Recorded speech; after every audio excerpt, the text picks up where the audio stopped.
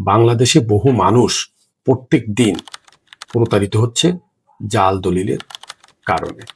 কারণ মানুষ বর্তমানে প্রকৃত মালিককে হাইড করে রেখে ভুয়া কাগজপাতি তৈরি করে জাল দলিল করে নিচ্ছে। এটাই আসলে বড় সমস্যা।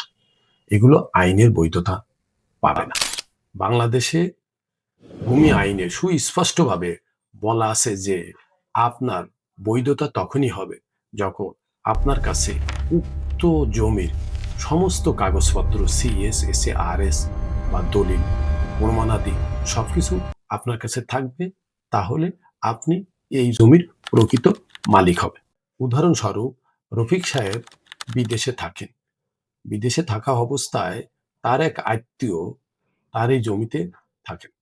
সে সমস্ত কাগজপাতি তৈরি করে একটা নতুন করে জাল দলিল তৈরি করে ফেলল।